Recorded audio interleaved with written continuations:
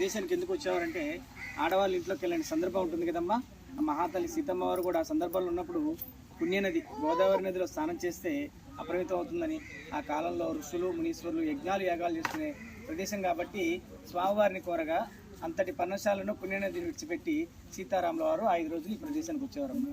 మరి ఇక్కడికి వచ్చినప్పుడు ఇది ఒక అరణ్యవాసం. ఈ దండకరణ్యంలో ఈ రాతి బండ తప్పించి అమ్మవారు స్నానం చేయడానికి ఆ నది నీళ్లు కానీ బొట్టు పెట్టుకోవడానికి పసుపు కుంకాలు కానీ ఏమీ అందుబాటులో లేవట.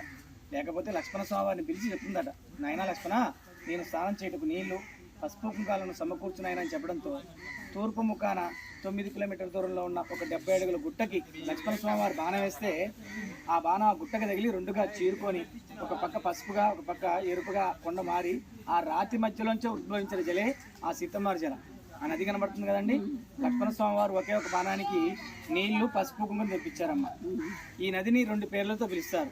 లక్ష్మణ స్వామివారు స్వయంగా బాణం వేస్తే వచ్చినటువంటి తీర్థం కాబట్టి శేషు తీర్థంగా స్వామివారి పేరుతో పిలుస్తారు.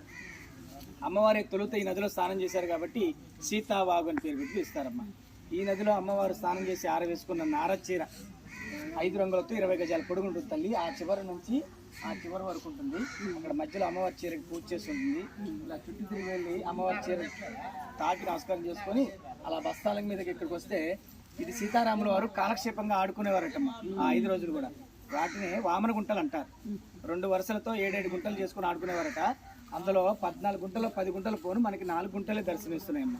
ఆ 10 గుంటలు కూడా ఎలా పాడాయంటే నిజంగా సీతారాముల వారి ప్రదేశానికి వచ్చారా, అసలు వాళ్ళేనా ఈ ప్రదేశంలో తిరిగిందనే ఒక అపనమ్మకంతో ఒక సాధుకుడు వాటిని పగలగొట్టాడటమ్మ. వాటిని పగలగొట్టడంతో ఆయన శాపగ్రస్తుడిగా అక్కడికక్కడే మరణించాడనే నిర్ధారణ ఉందమ్మా. ఆ 10 గుంటల పోను మనకి 4 గుంటలు ఉన్నాయి.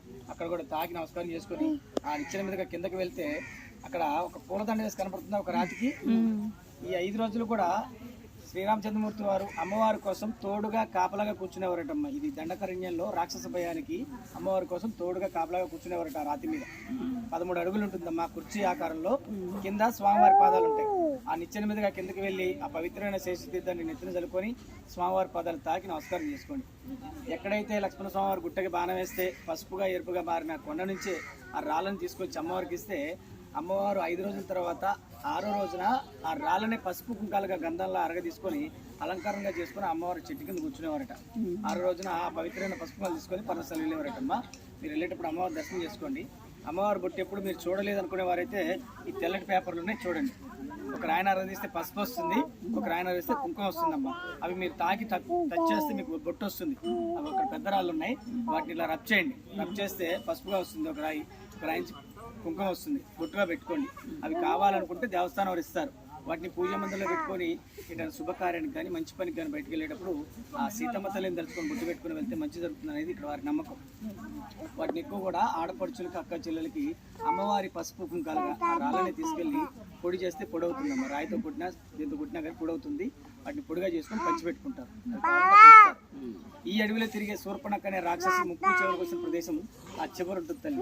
రాళ్ళ గుట్ట కనబడుతుందా? పూర్వం అక్కడ పెద్ద చెట్టు ఉండేదమ్మా. భక్తులందరూ రాళ్ళు విసిరి పెద్ద గుట్టలాగుంది. ఇప్పుడు అది శూర్పణఖ అనే రాక్షసి తన రూపాన్ని మార్చుకొని మానవ రూపంలోకి మార్చుకొని స్వామివారిని వశపరచుకోవడానికి ప్రయత్నం చేసే సందర్భంలో లక్ష్మణ స్వామివారికి కోపం వచ్చి ముక్కు చెవులకు వచ్చిన ప్రదేశం అంటారమ్మా. ఆ ప్రదేశాన్ని ఇక్కడికి వచ్చిన వారు అమ్మవారి స్వామివారిని గుర్తులన్నీ తాకి నమస్కారం చేసుకున్న తర్వాత ఆ పాకకుండా చివరికి వెళ్ళి ఎడం చేత్తో 3 రాళ్ళు చుడతారు. సీతారాముల వారికి వచ్చిన కష్టాలు మరి ఈ రాక్షస వల్లే కదమ్మా సీతారాముల వారికి వచ్చిన కష్టాలు.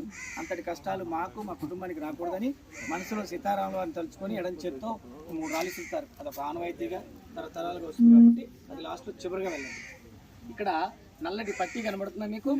ఆ చివరి నుంచి ఆ చివరి వరకు ఉంటుందమ్మా. ఇది స్వామివారి ఉత్తరీయం. నడుముకు చుట్టుకొని భుజానికి వేసుకునే పై పంచ పై కండం అంటారు.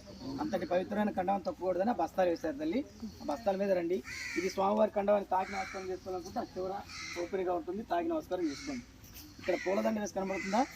ఆ 5 రోజులు కూడా ఈ అడవిలో దొరికే పళ్ళు పలారాలు ఇప్పపూలు కందమూల పళ్ళను కూడా లక్ష్మణ స్వామివారు తీసుకొచ్చి ఈ ప్రదేశంలో పెడితే దీనినే పవిత్ర పళ్ళెంగా భావించి సీతారాముల వారు పూజించేవారటమ్మ. దీనిని రాతి పళ్ళెం అంటారు. అంతటి పవిత్రమైన రాతి పళ్ళాన్ని 2 చేతులతో తాకి నమస్కారం చేసుకొని గుర్తు పెట్టుకోండి.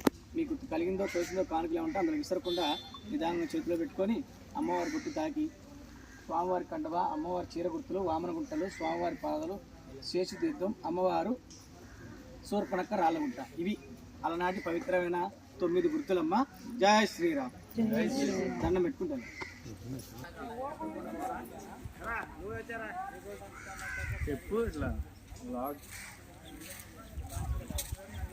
వదిన వాయిస్ ఓవర్ ఇచ్చుకుంటుంది. వదిన